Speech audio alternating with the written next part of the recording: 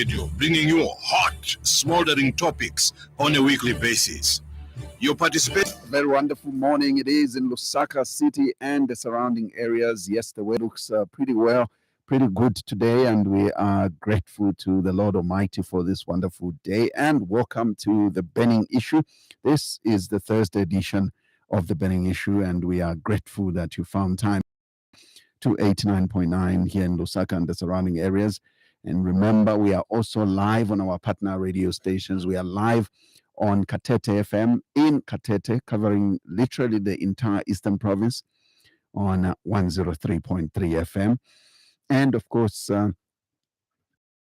is well covered. We are live on Spice FM in Kabwe and ZFM in Kapiri, equally covering most part of the northern side of the central province.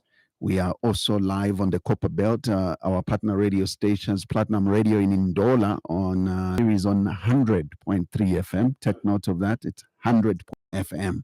So Platinum is on 99.7 in Ndola, covering the rest of Copper Belt. So is iWave FM in Chingola on 90.1 FM, equally, spreading its wings all the way to the northern and western part of the Copper Belt as well. And in Mansa, we are on Tuta FM on 90.7, covering Rapula province, not forgetting Isunga Radio in northern province, Senga Hill to be precise, on 88.3. We are grateful to you, Isunga FM. And also, Chinsali is well covered, meaning Muchinga province is equally well covered. We are live on Muchinga Radio in Chinsali on 88.1. Don't forget to follow our conversation on our Facebook page. We are live on 5FM Radio Zambia. Later on in the course of the program, I'll give you, our listener, an opportunity to call in and interact with our guest. And I'm your host, Zachariah Banda. Now, today, we are very privileged to host State Council Wynter Kabimba. He is president of the Economic Front Party. It's a pleasure to have you on this program, but also allow me, on behalf of 5FM Radio and our partner radio stations, to convey our sincere condolences on your passing of your beloved father, and may God continue to rest his soul. It must have been a very difficult time for you and family, but we sure hope that God has done his part, has comforted you well. Thank you, Zaki, and thank you, dear listeners across the country. And thank you for your condolences. You're right that it wasn't an easy time. I knew that my father would die one day, but I didn't want him to die. Right. Yeah, so when it happened, it was a difficult situation for the family. Right. Yeah, but thank God that we got over it, and we are back again in circulation. Absolutely. Yeah. And thank you for telling your story. I watched one of your podcasts when you told us a story of your beloved dad. Quite an interesting story. So it was an interesting story. Yeah. Good to know that you didn't agree on a lot of things, especially politically, no? But we remained very good friends. Absolutely. In fact, what brought us together, was more of the differences we had than the agreements between us. Yeah. That's what cemented our bond. Absolutely. So each time my father wanted to approach me with an opinion, he had to be very careful whether or not I would agree with him, and vice versa. Wow, quite a unique way of a relationship. Yes. Otherwise, it's good to have you back into politics. Obviously, you've been in it. You must have just taken a break for that cause. But the country is debating. The country is talking burning issues around the amendment of the Constitution. But before we get into it, I would love to know how you are doing, considering we are drawing closer and closer to the elections next year, and how Economic Front is positioning itself. That's a good beginning. That's a good beginning. We are just months away now from the next election. Right. And going by the events, that are unfolding now, it will be it's an event that we all have to watch out for. Right. So as a political party with our own manifesto, we're also positioning ourselves to see the role that we can play in the Right. 2026 elections. We're not an NGO, we are a political party. Right. We've got membership, across the country, and we are hoping to have the last central committee of the year. If we don't have it this month, Right. then we'll certainly have a special one next month. We normally have a central committee in December just to close the year, to review the activities of the party in the year, and also to figure out an action plan for the following year. Right. So we are still discussing this, whether the central committee would be this month. If not, then we shall have a special one, certainly by next month. And one of the issues at the center of that meeting will be how we position ourselves vis-a-vis the 2026 elections. Right. Yeah. Now, let's get to the burning issue, which is amendment of the Constitution. There's a lot of talk. There's a lot of talk around the process. Yeah. And there's a lot of probably pretty much less talk on the content. But let's dwell more on the process. Has the process, because the debate is that the process is illegal, because I mean the whole amendment of the Constitution is illegal because the process has not been followed according to the Constitution. Others are debating that, that there was no need to follow the actual process as stipulated in the Constitution. But as a learned counsel, you should know these things better. What is it that has not been done right, and what is it that is right around the amendment of the Constitution? Yeah. Okay. I dealt with the constitutional making processes in one of my podcasts, giving it a historical context and drawing lessons from countries like the United States, India, minus Britain, which doesn't have a written constitution. And the conversation that I was developing in that podcast really is that there is not one single formula of coming up with a constitution that you would consider to stand the test of time, so to say. Right. Okay. And I took time to dig into history, and I thought that podcast would contribute to the ongoing debate now. Right. The debate now is around the process. Right. So really, we have to deal with the definition of what is that process. Yes. What process are we talking about? That's the first question. The second question is, who defines that process? Okay. Now, first question on the process means really the methodology. Right. The approach that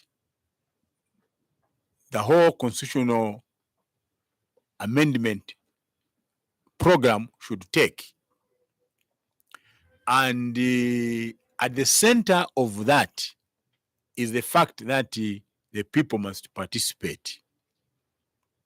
So we again get to the question, which may be academic but real. What do we mean by people? Who defines, that now you have enough people or now you don't have enough people? So I think stakeholders, different groups of stakeholders have taken different positions, on this. Right. I haven't read, Zach, I haven't read the Concord judgment on this when the bill was stopped. Right. I've tried to interpret the judgment, and one of the reasons is because of the family issues that you have been involved in. So I haven't had time to but I think what the Concord said, and I think this is important, He didn't strike down the bill. Okay? Right. Concord didn't say Bill 7 is illegal. I think what Concord said was, can Bill 7 be anchored on the people? That's what is called the process. Right. Can the people be brought on board so that the end product of Bill 7 is the people's product and not that of the executive? Okay? So I think that's an important point to make. Right. And because of that, when the government decided to set up the technical committee, we went ourselves as the economic front to go and submit before the technical committee. And our submissions are there on the party's Facebook page and on my personal page. So we did submit as part of the process that the technical committee was sitting. It divided itself into smaller groups and spread itself across the country to hear submissions from citizens. It appears that there are stakeholders, there are still groups of stakeholders that are not satisfied with that process. It is not satisfied with the technical committee's program to try to capture as many people in its sittings as possible. Now, that point can be either subjective or it can be objective. But before I get to that, let me get back into a bit of a history of our constitution making processes in Zambia. Right.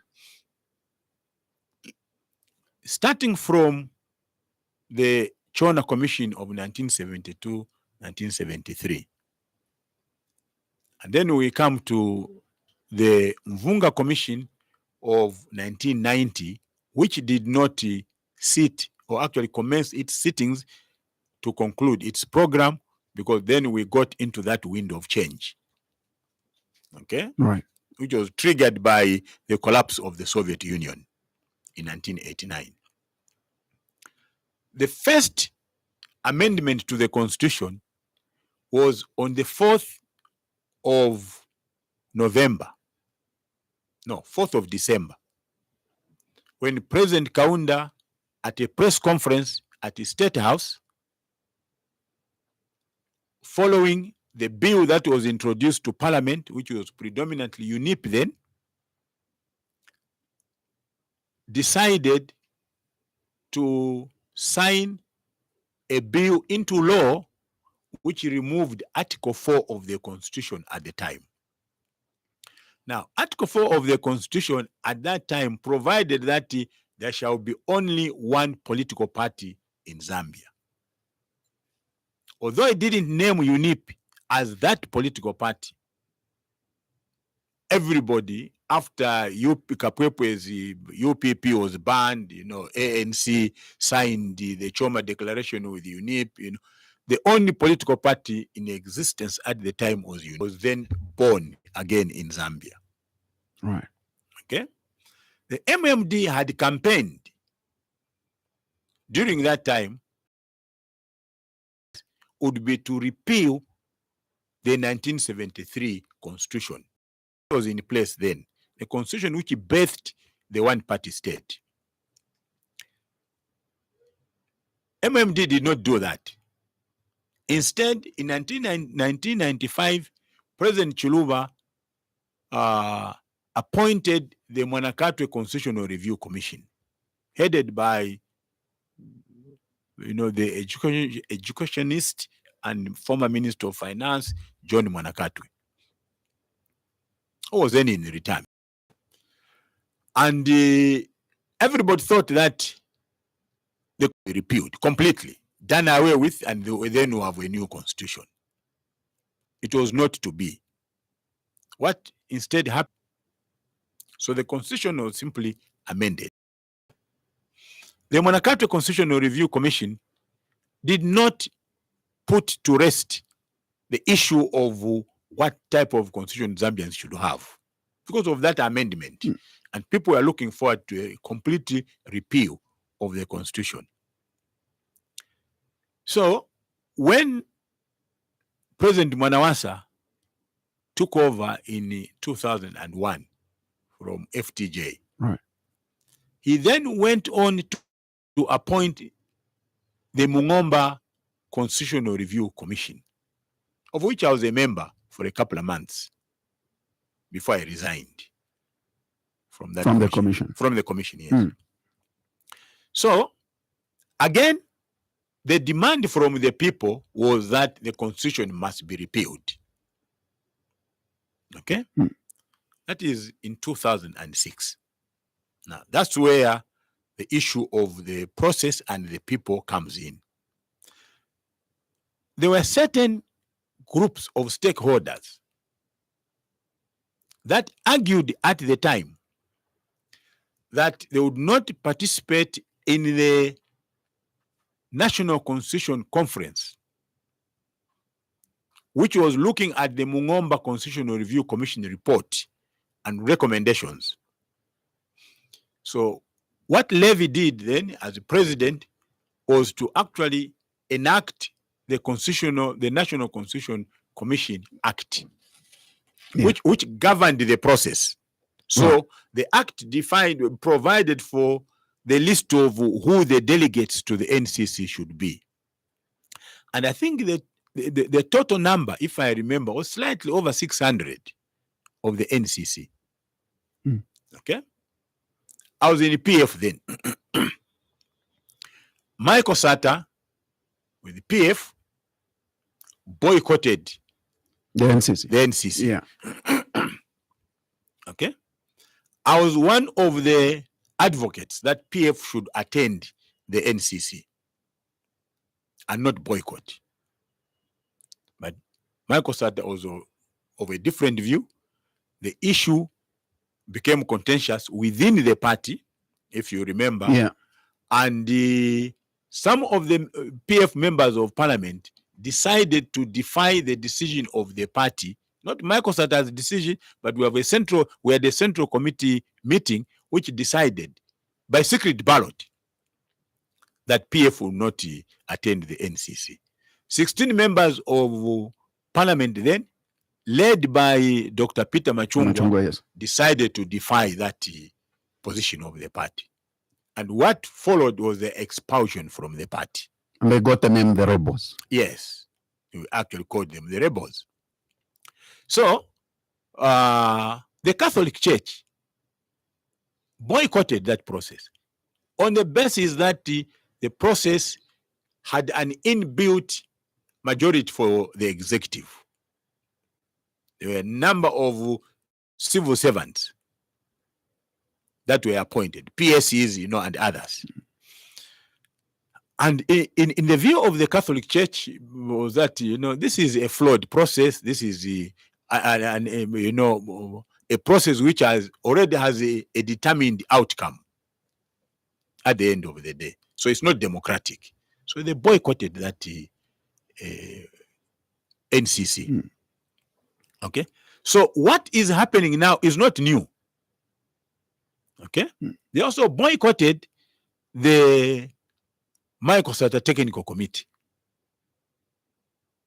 in 2013. Okay? Again, on the basis of the people. So, when I listened to President Hakainde Hichilema that, the people, that what is happening now is because, people hate him. No. He has to go back into this history that there are certain groups of stakeholders in this country who think that it is either their way or the highway, and nobody else. Who think that they represent the majority of the Zambian people than otherwise. Who believe, in my view, that what they say must be what should be followed all the time. And they speak in the name of the people. Here is my argument. That if we all accept that this is a democracy, democracy is represented by the people's elected representatives. Democracy is not represented by, is not represented by the number of NGOs that you have. Democracy is not represented by the number of churches that you have or church organizations. Democracy is represented by the number of elected people. Those that went to the Zambian people and said, elect me or elect us. They are the cornerstone or the kernel of democracy. Everybody else outside that umbrella is just a supportive, auxiliary organ. So it's interesting, in my view, in my humble view, that NGOs in this country, church organizations in this country, think that they can substitute themselves for the elected representatives of the people. Okay? Secondly, if you live in a democracy, there are institutions, there are channels, there are avenues of expressing our views. And one of the channels is a radio station such as this one. So I come here and canvass my views to the Zambian people in the hope that I can persuade them to hear me out and come over to my side. There are institutions in a democracy. There are rules, there are regulations. Okay? Now, let me get back slightly to this point about the people. In my podcast, when I was discussing constitutional making processes in different countries, I referred to the U.S. Philadelphia Convention of 1787, of 1787. The U.S. got its independence in 1776 after the War of Independence against the British, which lasted from 1775 to 1776. They then got on with their constitutional making process, which went on up to 1787, the process which brought the 13 colonies, Confederate colonies at the time. Because history is important, Zaki, so that we don't mislead each other. Okay? History is important. It's not as if Zambia is the first country today to be making a constitution, reviewing its constitution, or enacting or repealing the constitution. Now, in the Philadelphia Convention,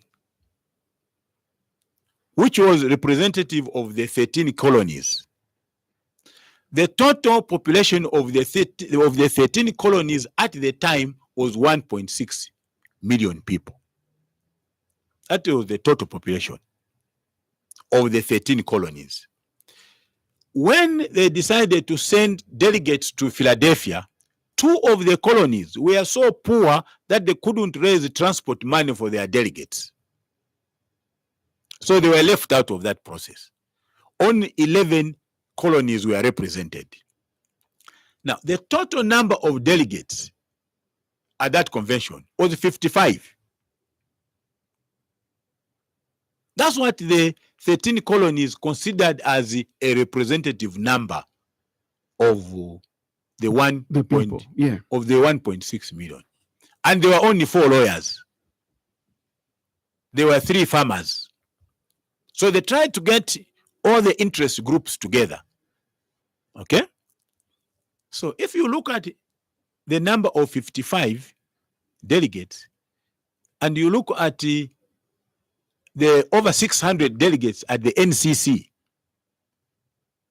would you really say that that 55 was a big number? The answer is no.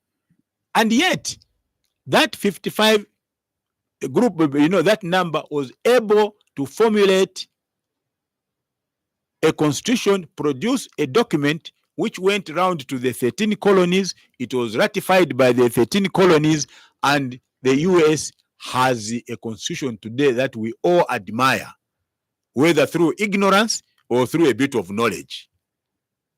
Everybody says, oh no, the United States, oh no, the United States. And since its enactment in 1787, the US Constitution has only undergone 26 amendments to date. Okay? So this issue of who defines the people is important. And my argument is that only those that are elected by the Zambian people, HH and his group, PF members of parliament, and everybody, those are the ones that represent the Zambian people. So I don't agree with those that think that outside this group, they represent the Zambian people more than this group. If you want to test democracy, go to the people. Okay? And this is where this confusion is coming from. I'm a member of the church myself. I'm UCZ. Okay? But my reverend at the church has no right to impose an opinion on me in the name of God. No. Okay? And I don't think that every member of the congregation in my church belongs to one political party. We belong to the same congregation, but we belong to different clubs, social gatherings, and everything. Okay? I don't think that there is any human being, whether they want to speak in the name of God or otherwise, who has a right to impose an opinion, their opinion on another human being. I think people must be left free to think without coercion, without intimidation. They must be allowed to judge their leaders, whether they are genuine or not, both in politics and in church. Now, other stakeholders have raised issues whilst we are deep into the process itself. Yes. Issues raised is that as opposed to the administration coming up with the proposed amendments, yes, this should have been done by the technical committee, meaning that the technical committee should have been set up first and then draw what the proposed amendments and gazette it, and later on go around to the people and then come up with amendments. The argument here is that the administration, well, which has been narrowed to cabinet, should not have been, and it's illegal that they should have been the people to come up with proposed amendments. Who draws the proposed? Here is how it is. Here is how it has been done in the past. Okay? Yeah. The president, when he appoints a constitutional review commission, like the Mwanakatwe Constitutional Review Commission, yes, like the Mungomba Constitutional Review Commission, he appoints the number of people to compose that commission, and then there are terms of reference. Now, the terms of reference come from the executive. So the president said, because the Constitutional Review Commission is often in form of a commission of inquiry. Yes. Go around the country, find out from people what they think about the following. Right. So the terms of reference are clearly spelled out in the Gazette notice and in the appointment letters to the committee, the commission. Yeah. Okay. And then there is a last term of reference, which often says any other thing, anything else, related to or incidental to the above terms of reference. In other words, go and hear as many views as you possibly can gather. Okay? So when I went before the technical committee, I told the technical committee, let me start with the views that I have myself as a citizen before I come to the amendments. And I outlined, land, language, etc., etc. Then I got back, to the. So there is nothing that makes you not say anything outside those amendments, in my view. Nothing. There's nothing that says, apart from these amendments, you can't say something else that makes sense. Okay. And I don't think that the spirit of this project is to gag everybody within that concrete wall of the 13 proposed amendments. When I got to the amendments myself, I said the technical committee, there are certain amendments, proposed amendments, that I don't agree with. Which were? I'll give you some of them. One of them, I disagree that the president should be given powers to nominate 40 or 45 members of parliament. I disagree. It's an extremely obnoxious article to put in the constitution, because you are not dealing with angels. No president is an angel. And I said to the technical committee, we are not enacting this for HH. Okay? We are enacting this for the current president and future presidents if this amendment is to go through. And therefore, we must be cautious that it is possible at one point in the future to have a rogue president. Democracy gives you not anybody, but even anything. Okay? It is possible for that president to go to his village to go and pick up 40 relatives. And he says, the constitution says I can nominate 40 people. These are 40 people. But they come from your village, yes, but the constitution doesn't say that I can't pick them from the village. But you drink, we know that you drink with some of them, yes, because the constitution doesn't say that, don't pick people that you drink with. And they will be right within that constitution, within the article of the constitution. So why do you want to tempt human beings when we know the flaws of the human being? When we know that a human being of flesh and blood can be a human being that can do good and do bad. Why do you want to tempt? So I disagreed. That was my submission. Right. That I disagree with this. I also disagreed with I submitted that I disagree with the proposed proportional representation of women, youth, and the different people, labeled, people living with disabilities. Okay, I said this country is not poor because it doesn't have enough youths in parliament. Nobody can prove from the executive that is proposing this that this country is poor, rather, but not that this country is poor because it doesn't have enough women represented in parliament. That's not true. You can't prove that. Whichever method that you want to apply. Okay? So the system of first past the post is working perfectly well.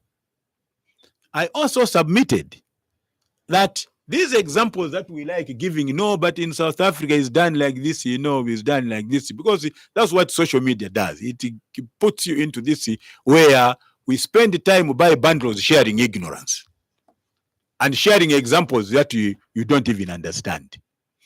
The debate now in South Africa is that they want to move away from the proportional representation system because they think it's not democratic enough. Why should you vote for a political party and not human beings?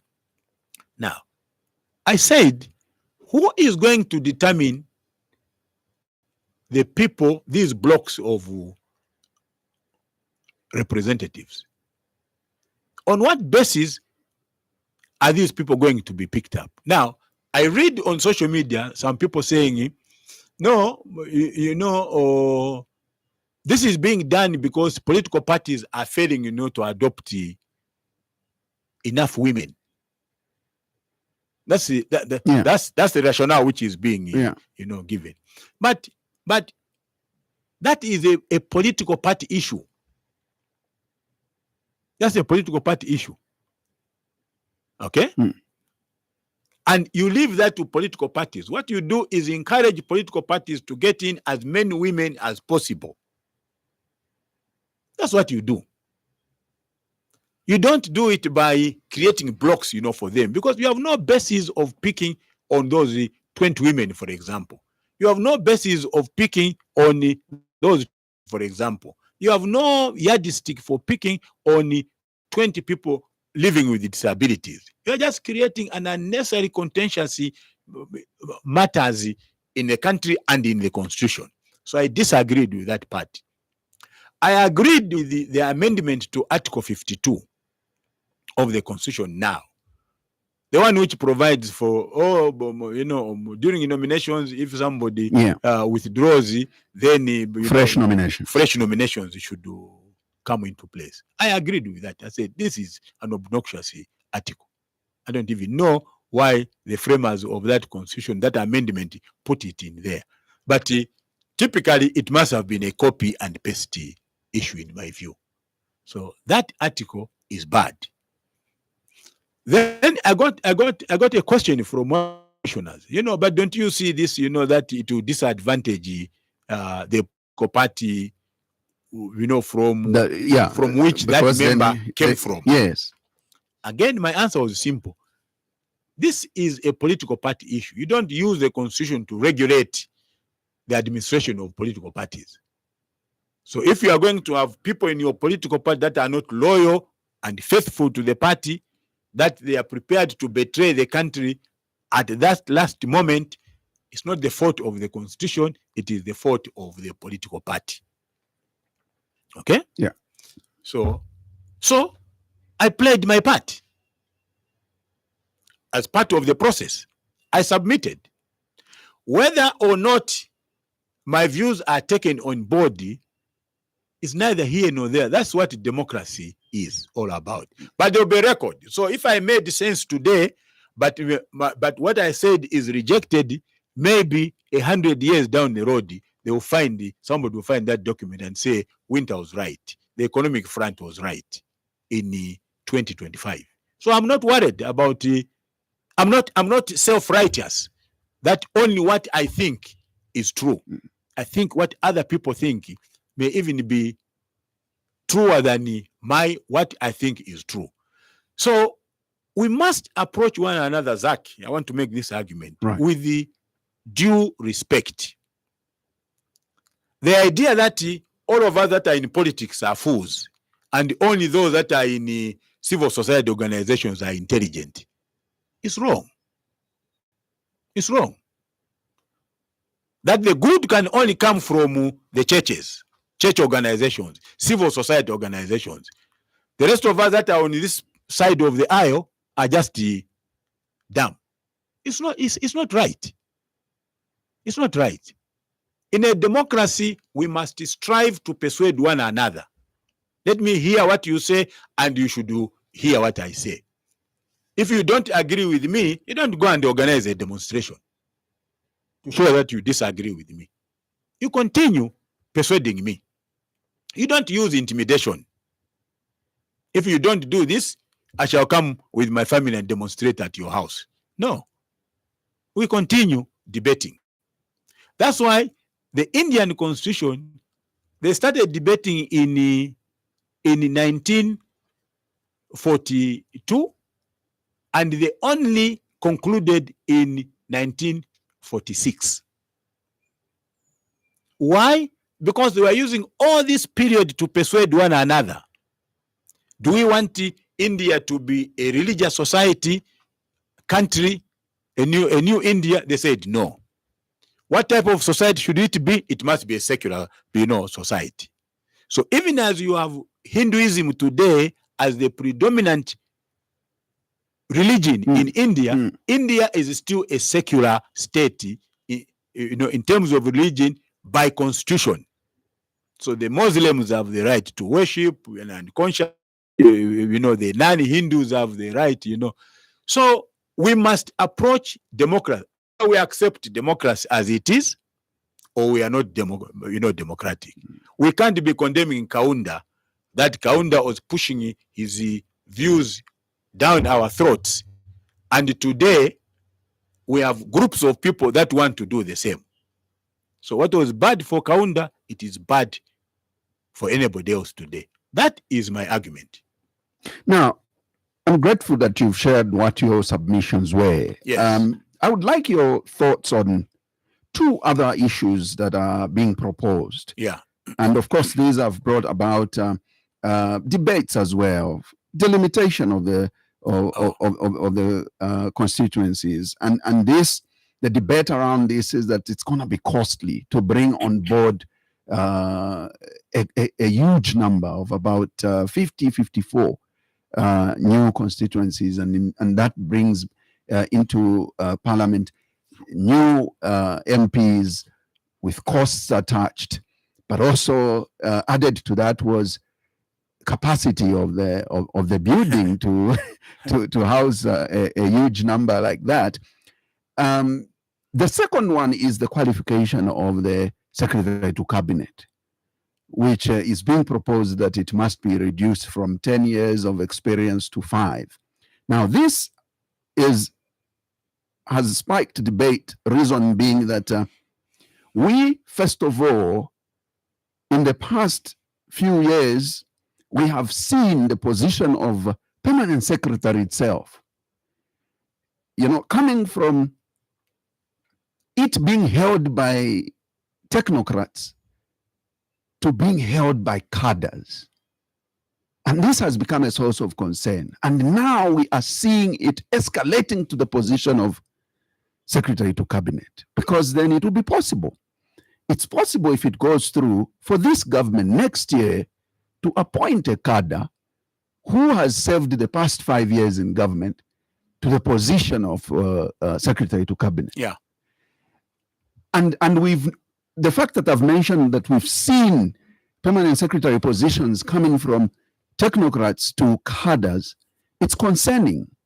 Yeah. Don't you think this is going to be worse with this being if it goes through that, Secretary to Cabinet should be 5 years civil service in terms of experience? Yeah. Zaki, you raise important questions. And here is my contribution to that. The problem that we have, and in my country, Zambia in particular, is that we want to amend the law to suit individuals. Okay?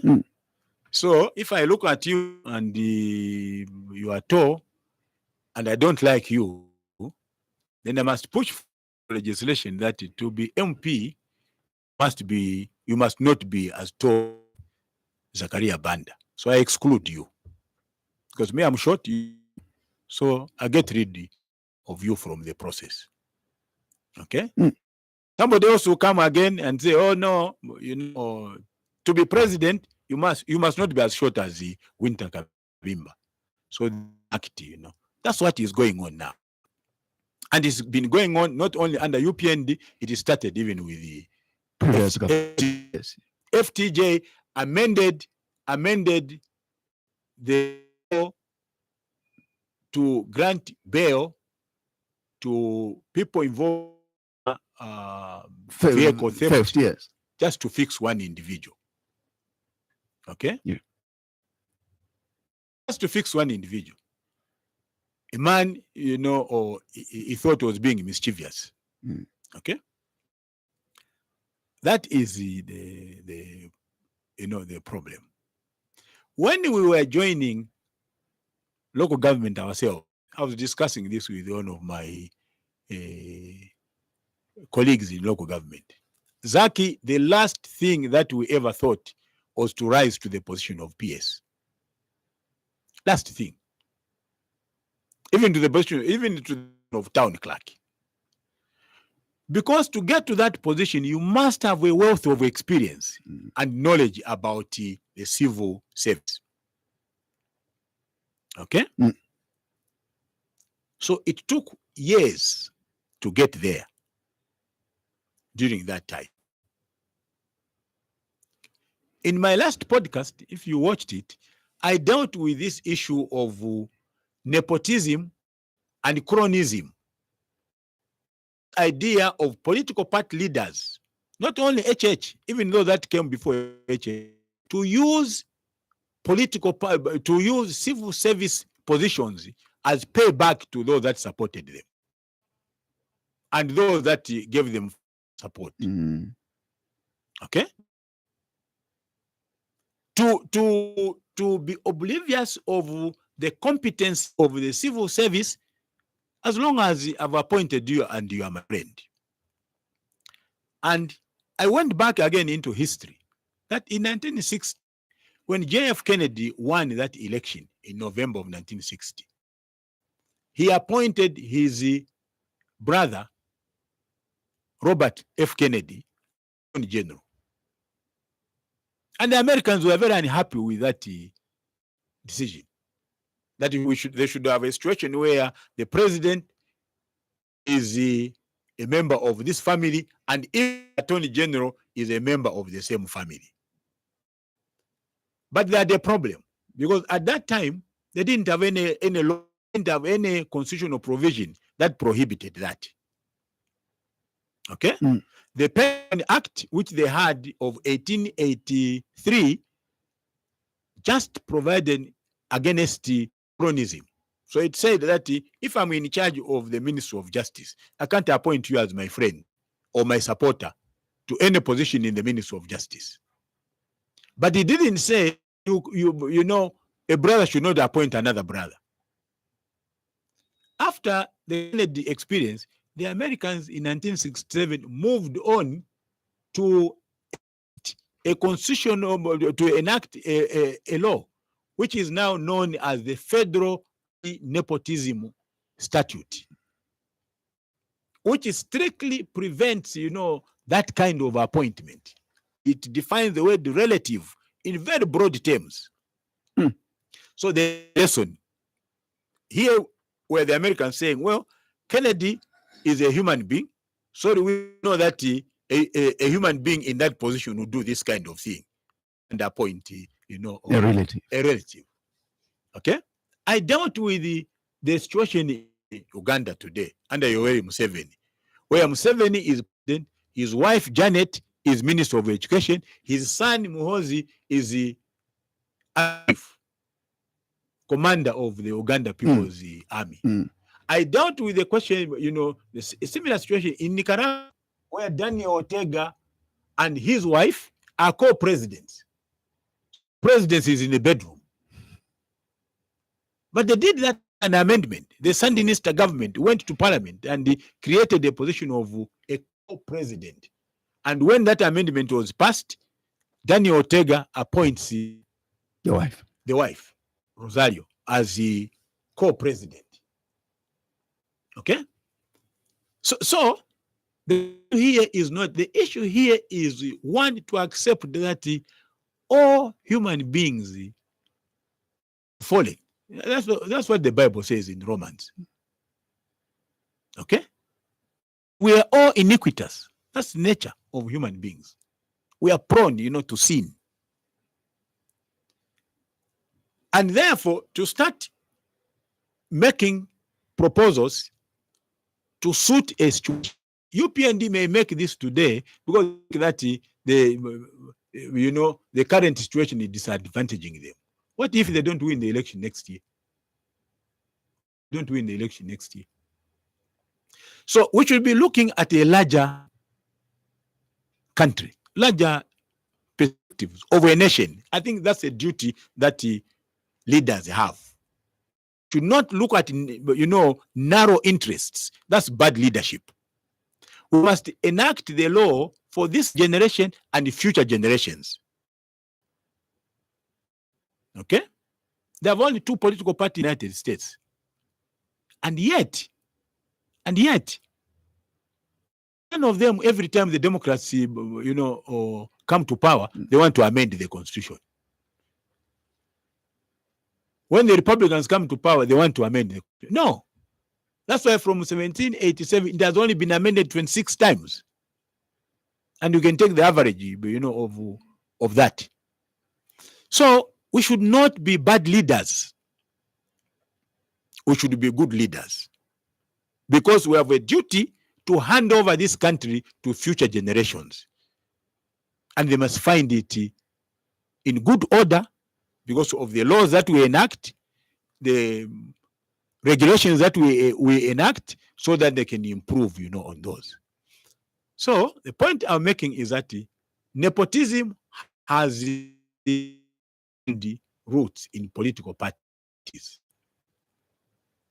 It is possible to have a secretary to the cabinet in future, because 5 years we may find that the next political party doesn't have anybody who has a qualification. 5 years, yes. So they would want to reduce that, and they look around and say, the cadre we wanted, 2 years, Chabe. So let's amend the constitution and put 2 years. You can't run a country like that. You can't run a country like that. And one of the problems that we have suffered from now is this issue of cadreism, cronyism, nepotism in the civil service. That's what is affecting the competency and efficiency of the civil service. Shouldn't we worry about that? Certainly we should get worried about that. Okay? Because this is not the present civil service.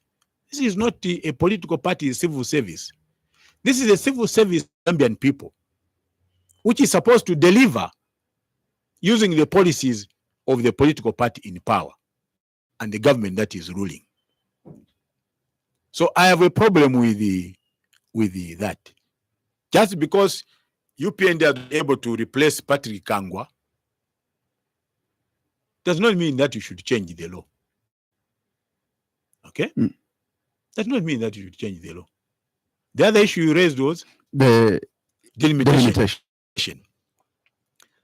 Again, let's go back to the rationale. The rationale should not be, the argument should not be, it is a cost to do this, it is a cost to do this, it is a do this. No. The rationale is, what do you want to achieve? I think it should be the correct question. You want to subdivide constituencies to achieve what? Okay? On the one hand, you are saying that you want to increase, you have this proportional representation in parliament because you want to increase the number of women and youth and people living with their disabilities. On the other hand, you are saying that to increase the number of constituencies so that parliament is more representative, or some constituencies are too large geographically. Some of them are densely populated. So I think the rationale is important. The government must explain to us why it is doing what it is doing and create debate around that. Okay.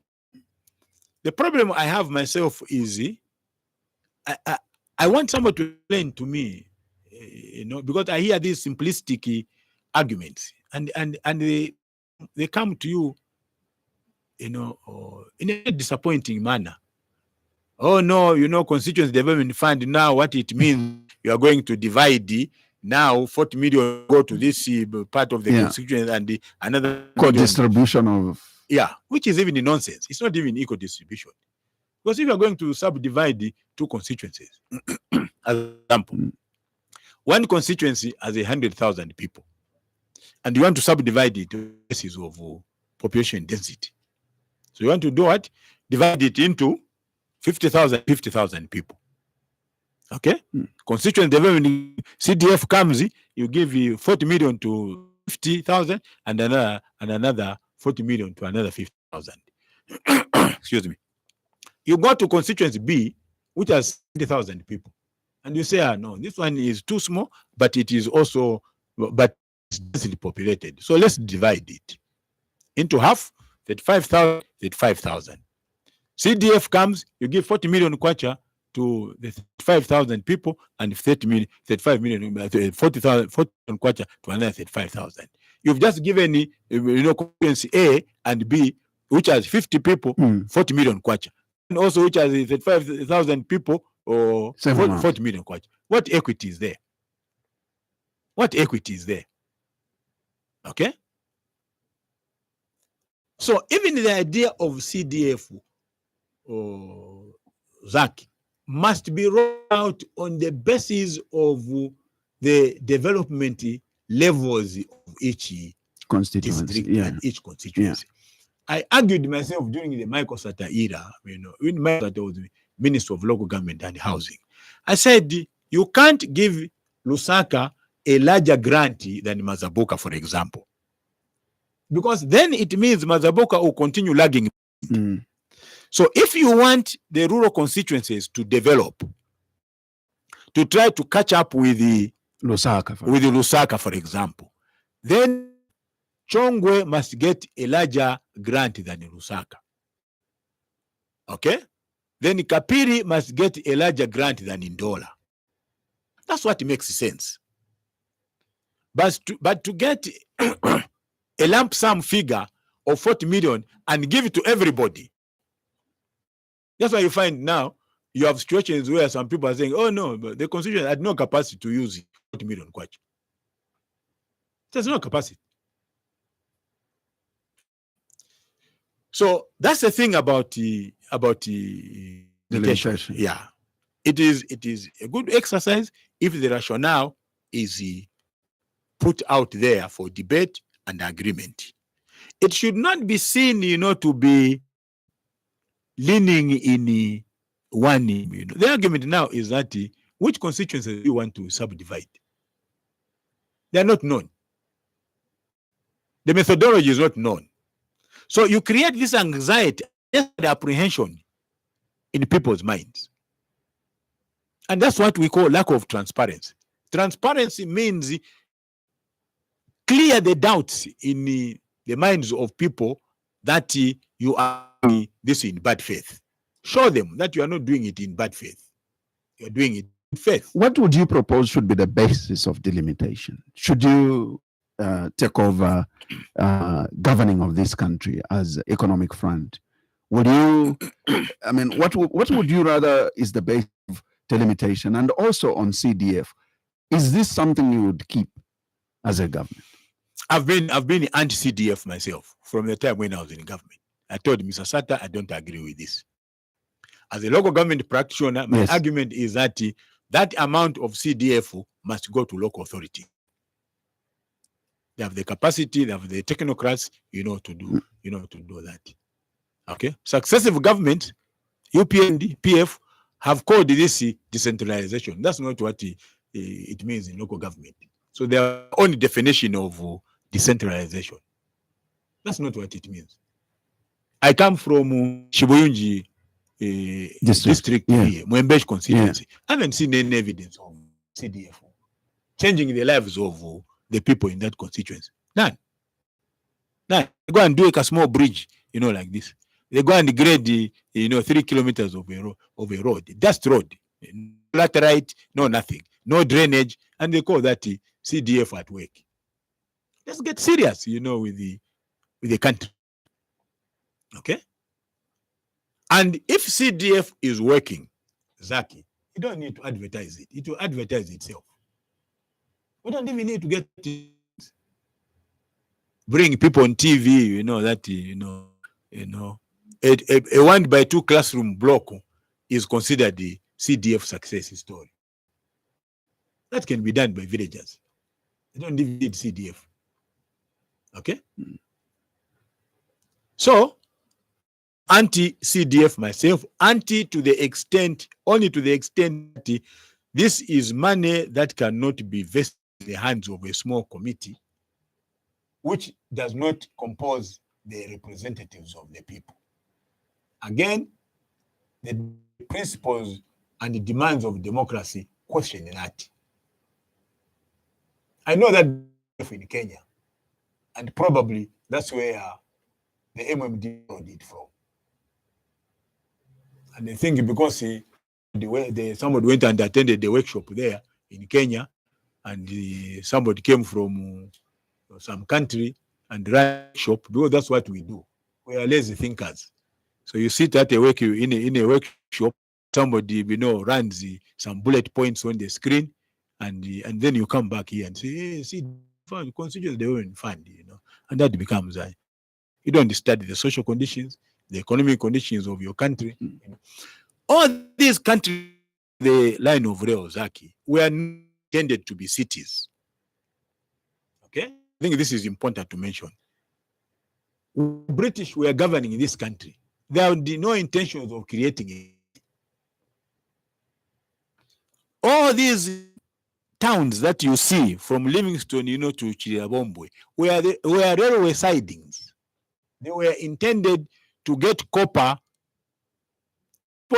from the north down into southern Rhodesia, now Zimbabwe. Okay? The country which the British wanted to develop cities into is Zimbabwe. Go and look at the layout of Harare. First time I went to Harare in 1981, I think. I was in London before it was run down to the level it is today. Nicely layout of a city. So Lusaka was not intended to. Was the transit? Yes, it was a transitory point for transporting copper. So we should start ourselves now planning cities as an independent people. Okay? Not to call Chirabombwe, a municipality. I was looking, they go and upgrade the Chongwe as a municipality. Chongwe, which has only one, the greatest road going through, How does it become a municipality when it is still a village? How? It doesn't have, a development plan to tell you where, the commercial center should be, where, it doesn't. So all these are political decisions which are made without putting thought into. So when you announce that Chongwe is now is a municipality, everybody,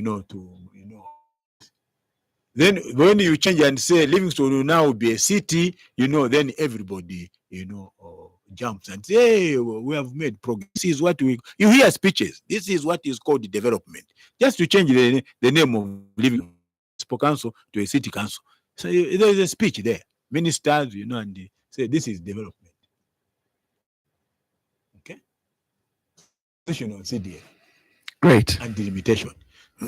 This is the Thursday edition of the Burning Issue. Our guest is Mr. Wynter Kabimba, State Council.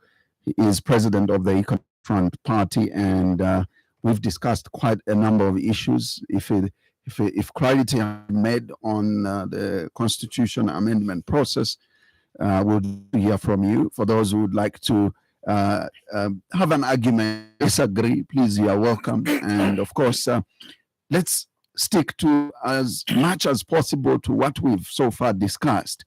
And let's have our arguments around our topic of discussion. We'll take your phone calls, 0955221515. That's the number you're calling us on. Remember, we are also live in Katete and Eastern Province on Katete FM, Spice FM in Kabwe, ZFM in Kapiri, Platinum Radio in Ndola, and IWFM in Chungola, not forgetting Tuta FM in Mansa, and Mchinga Radio in Sadi. We have a call. You can have your headsets on, okay. And let's hear from this one. Good morning, and thank you for calling. Good morning. Good morning, how are you? Fine, thank you. Please share where you're calling us from.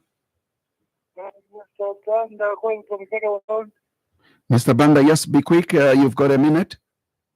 Yeah, quick a bit, but my concern in my president, Wynter Kabimba, is this.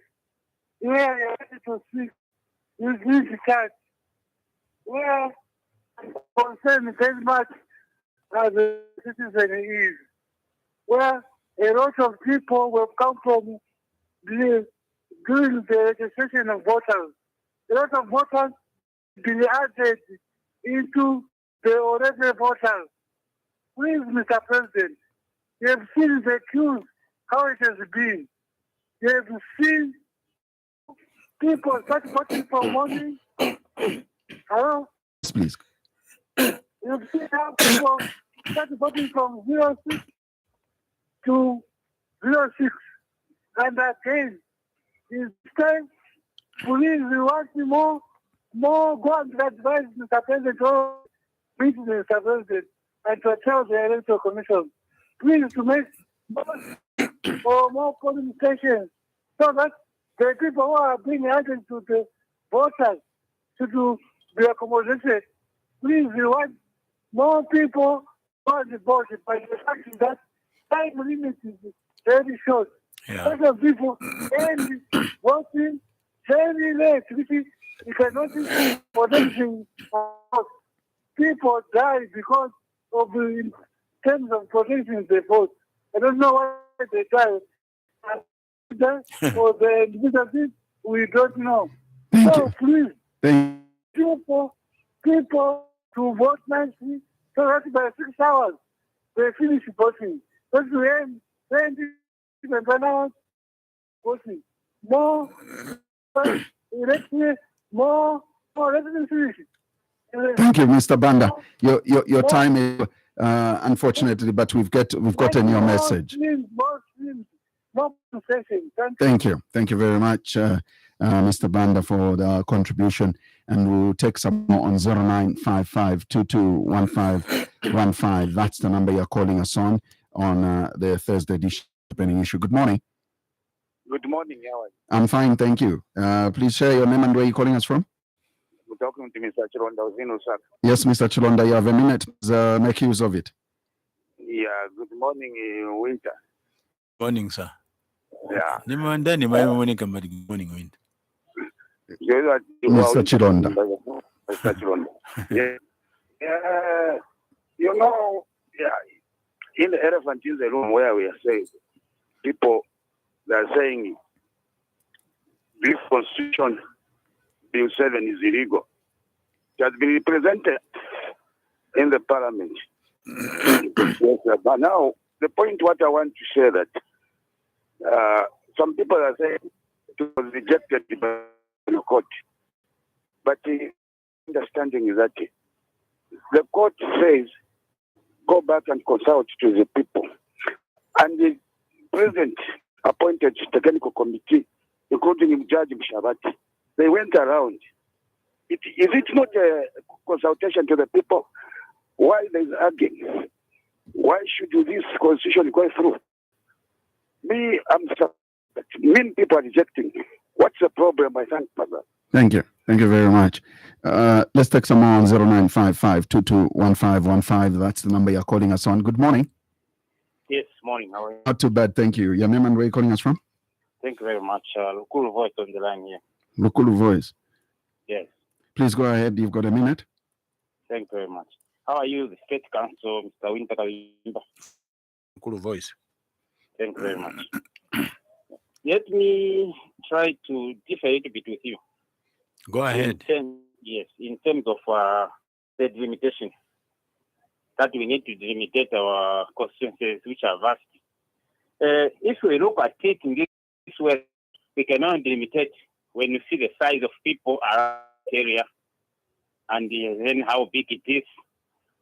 Then it is wrong in a way, because as you know, country, the population is growing every day. Not every year, it's every day. So where you saw 50 people, 100 tomorrow. Where there were 100, there were 100. So as a country, I feel we need to plan ahead so that we are not caught napping. That's the best thing to do. So the invitation is the best that you can do. It's not about CDF alone. It's about other programs that may come through government. It's not about CDF only. And CDF is added advantages. But that's why even that 40, we hear that's 40 million, which is now working next year. Even if it's put in those constituencies like Rukuru, where I'm coming from, the whole Lusaka is Rukuru. That's how it is. Rukuru is the whole Lusaka. How many constituencies are in Lusaka? 7. So that is one. Surely, even if you put that 40 there, it will like drop in the ocean. Nothing is tangible that will come out. So delimitation is very important. Then secondly, why didn't the PF put that clause in the constitution that every 10 years we have to delimitate? Because it means when we delimit that clause, it means we need to touch the constitution so that it will now read. Here it's reading 156 constitutions. But now when we delimitate, it now reads differently according to the number of constitutions. So meaning we need to amend the constitution.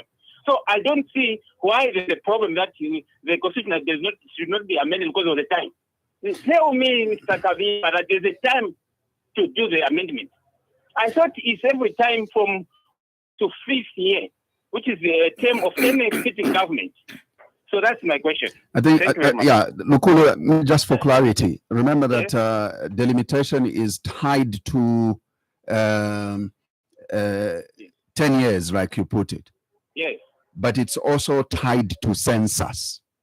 So it all is down to population, because during the census, you get to know how many people in what constituency, what, and so on. So, yeah, you're on the same. It's all around census, and census is only done after 10 years. That's why we're able to tell whether the population has gone from 100 to 200. Yeah, and it's to bring the report, isn't it? Of course. So it's always after the census. Yeah. So what's the argument? So should we forget about it? It's okay, even if it's in the constitution or what? What are you trying to say? No, you are saying the PF should not have put it in the constitution that delimitation will be done 10 years after. It's not about the PF, but it's about the fact that census is done every 10 years, and then delimitation can be considered because we would have known how the population growth is at that point. Yes, okay, fine. Now I understand what you say, but my point is this was Bill 10 because delimitation also is there. That's what I'm saying, which is the best time because it's already shrined constitution that you need to do delimitation every 10 years. That's my argument. Thank you. I'm saying to delimitate the constituency is about how many people are there for us to do or not delimitate. We just need to delimitate it with big so that people are always there. They always follow developmental program. They follow.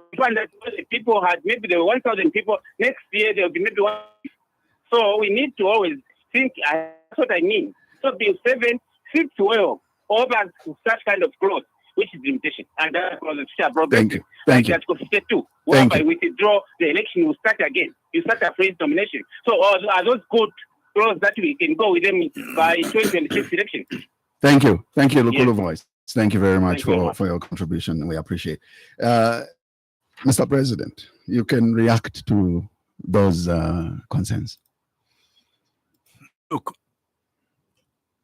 this last point by Lukulu Voice. I'm surprised that is only. I didn't know Lukulu where you find 100 people this year. The following year there will be 200 people. I don't know what type of demographic growth that is. Yeah. Where you find 50 in Lukulu, you come 2 months later you find there are 100 people. There's nothing like that. You know, the problem that also. And that's why I was submitting that I think the government must create over these matters. You know, I've not said that constituencies should not be subdivided. That's not my submission. What for is the rationale? What is objective? Okay, what do you want to achieve? And what the government wants to achieve, only government can explain it. And the explanation cannot be because 10 years yakwana. Therefore, we need to subdivide. Because in the constitution it says every 10 years. That's not the main reason why you should do that. Okay, I think you should do that on the basis of geographical boundaries, you know, or the dynamics of demography, you know, population density. So 10 years can come, but there could also be an option of we don't need to delimitate. Exactly. So the 10-year argument, okay, and this issue of CDF is not the argument. It comes at the tail end of the argument, you know. But obviously, it's clear that my brother Lukulu Voice and myself, and he's saying those people that are against the constitution. This is a problem of argument around this process. Yeah. You know, people want to make blanket statements. Okay, we must learn to listen to one another and respect other people's voice or voices. So this issue of dubbing others as being anti-government because they don't agree with the one amendment proposal is wrong. I think the duty that each one of us has in a democracy is not to intimidate one another, it is to persuade one another. So once you start stigmatizing those, you know, that say, I don't agree with the delimitation, and then you make a statement that Bill 7, you know, you can't argue like that. Okay, I think I saw something. I think it's in one of the tabloids today, where the Oasis Forum, if they have been quoted correctly, they are saying that there are a number of good things in Bill 7, but the quibble we have with it is the process. Okay, and I agree with them. But the way you demand for the process is not by way of a demonstration. The way you demand the process is not, you know, is not by proclaiming yourselves as self-righteous, that only you know what a process is and others don't. That's where I have a problem.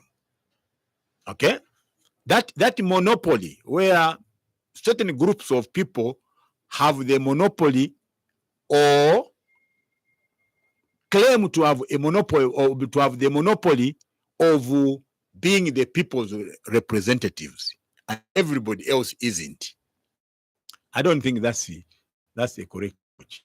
I think the Oasis Forum has a right to it. It has done good work, you know, in the past, and we give Oasis Forum credit. The Law Association of Zambia, you know, one of associations, you know, that I'm proud to belong to, you know, of lawyers, very democratic, is a member of the Oasis Forum. But the Lawyers Council has no right to dictate to me what I should say and what I should think about the process, even as I'm a member of LAS.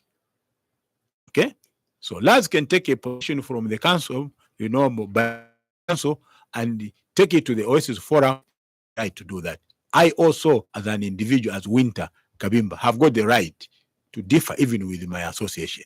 And I think this is the kind of interaction that must develop in a democracy. Okay, I don't think Laz would say expelling you because or withdrawing your practicing certificate because you don't agree with the Laz position. So I'm only making a point, Zach, that let's take a from this self-righteous spirit that only those that belong to certain organizations know what the good process should be, and others don't. Okay? Yeah. Mr. President, how do you explain the current situation of the deferred amendment Constitution Bill 7, which has now been resurrected in Parliament, versus the argument that the one that has been resurrected in Parliament doesn't have the comment of the technical committee? Is this the case of there are two documents of Bill 7 in this case? Yeah. I tried either to outline the process. The way the process, they were it myself in the past. Yeah. Is this that when the Constitutional Review Commission conclude its task, right, they produce basically three documents.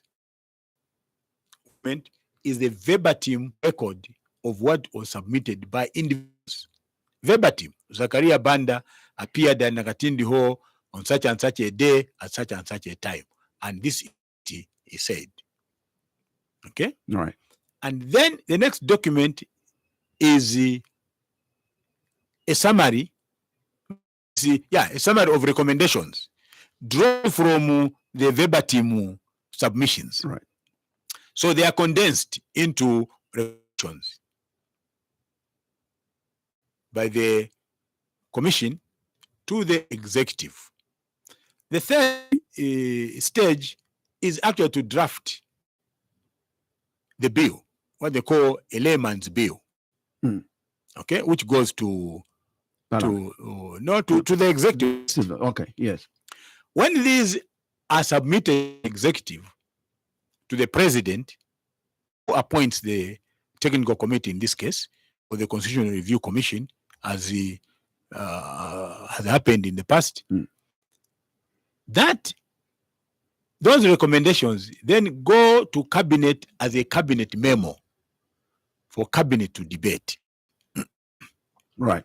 And they debate recommendations as they are looking at the draft bill submitted. That's the route that it takes. So I'm not very myself that you can, and then on Wednesday the bill is back in Parliament, or a new bill is back in Parliament, or whatever. I think the time is just too short. I want to go back to what I said earlier. Government must avoid a situation where it creates apprehension in the mind of citizens that it may not be doing something in good faith. Okay? Because politics is about, okay? And this is what made, for example, the RB 4. This is how PF won against the RB in 2011. Because there was this hanging perception that the RB administration was corrupt, that some of RB's children were involved in corruption.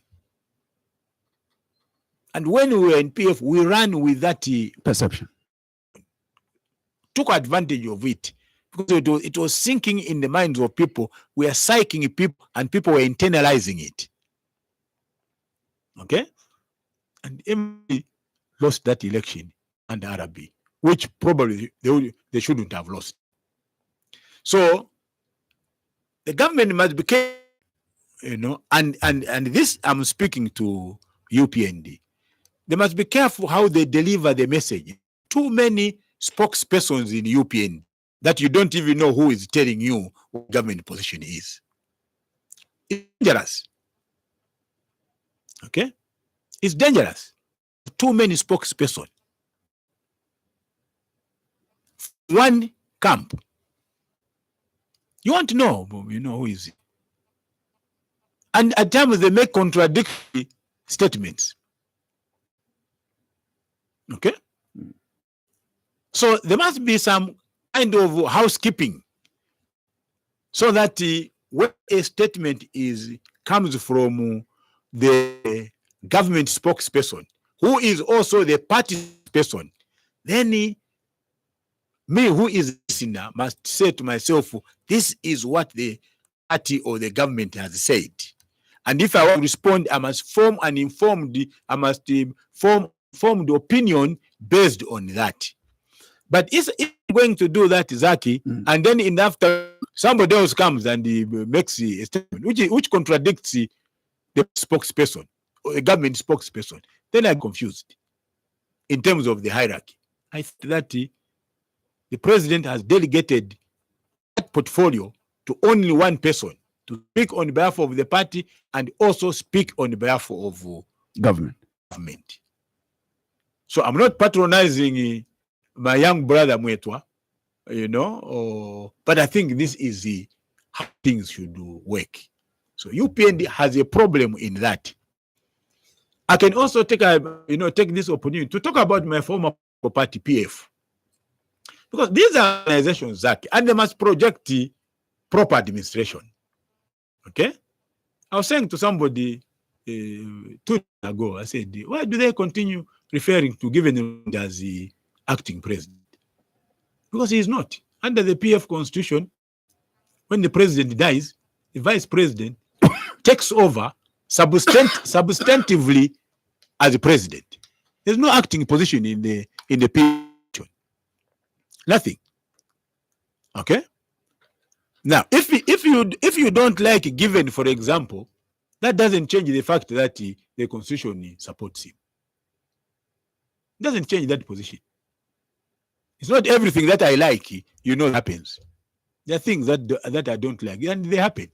So I have to accept them and deal with them. So I'm making a point that this issue of organized structures, protocol, are important. So as we raise issues, we want, somebody, to come from government spokesperson, right, and say to us, no, we are listening to your concerns. Not a fight, them calling each other. No, those that don't agree with Bill 7, ignorant, We're not ignorant.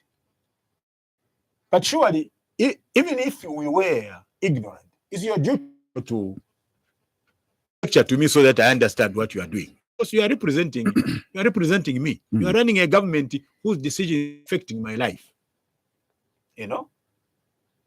I think that should be the spirit. So this of Bill 7 dead, is because the government is not explaining itself well, and it has a duty to do so, to calm the fears, the apprehension, the anxiety, and the perceptions, to use those terms, put together. Okay? Because this is a constitution, not for UPND, for all of us. They amended the constitution in 2016. We are struggling with some of the articles in the constitution today. And the ECO is gone. Apanga constitution. He played his part. And he's gone. So similarly, do a lesson, from that this cannot be personalized. And people should stop, those in the UPND work, they should stop saying that if somebody opposes, then or anti-UPND. The president should not, then people hate me. No. Because like I said, if he goes back in, it means those that are opposed, that hate him now, they hated Michael Sata, they hated Levi Manawasa, that's not it. They're just in disagreement, and maybe in disagreeing, people become emotional. So language is also important. The language that we use. So you can't use acerbic language which is caustic, which is toxic when it lands, of even the people that you are addressing. It carries some tinge of hate. No, I think pastors must use civil language, priests must use civil language, so that the congregations do not misunderstand them. I think the priest should not sound personal. The pastor should not sound personal. A leader of a civil society organization should not sound personal, like they are talking to HH as an individual. I think they must talk to HH as a head of state. So if he is making that mistake as head of state, okay? I listened to the debate the other day. I think there was a clip on the TV. I just came back from the farm where people, why are you describing H as a heads boy? He comes from a heads boy background. My as the father was a cook. I said to myself, is this where the debate has sunk? Is this where the debate is now? That we should be talking about, who was heading cattle and whose father was this. Arabi's father was a farmer, in Zimbabwe. What is wrong? Why can't we just pick an argument and present your view as calmly as possible and as civil as possible? Whether you are in a civil society organization, whether you are in government, whether you are in church. if you are making sense, your argument will land very well. Because some of these issues that they are dividing in churches. Absolutely. Okay? They are dividing even church organizations. There are people in churches that agree that what the pastor is saying is correct. What the priest is saying is the correct thing. That's the extent to which so we must calm this anxiety of the people. Our colleagues also that are in the government, there's no need to start attacking, the other side. Or the church, this organization. No. We must try to narrow our differences as much as possible by way of persuasion. Not intimidation, not duress, not coercion. And then we can find a convergence point. That's my appeal.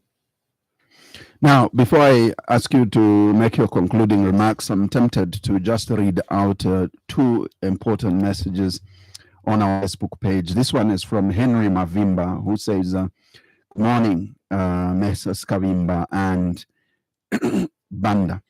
I have great admiration for Mr. Wynter Kabimba, starting from the 1980s when you were town clerk for Kitwe and Lusaka, and now as a politician.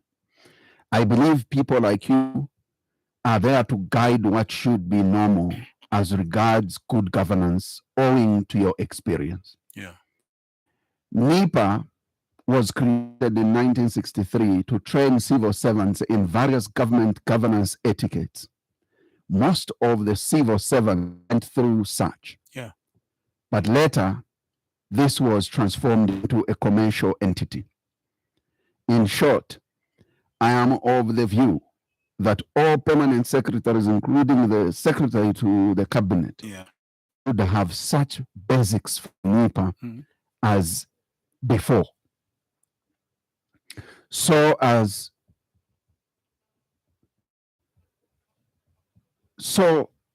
service delivery is professional, so that service delivery is professional, other than what we see cadres are sapping, and knowledge shouldn't be a replacement for incompetence. Yes.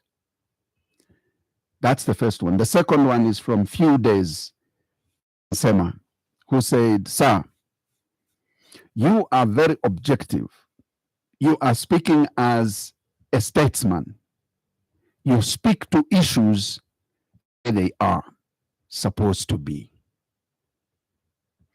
Those two messages I thought I should read for our conclusion as I ask you to conclude as we close. Thanks, Zaki.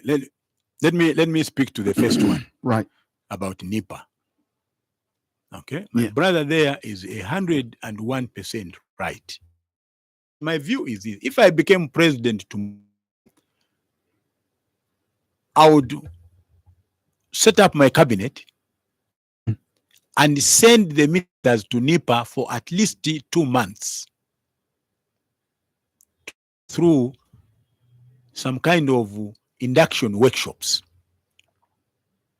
I would get the whole crop of permanent secretaries to go to NEPA for at least 2-3 months to go and get the basics of how government runs.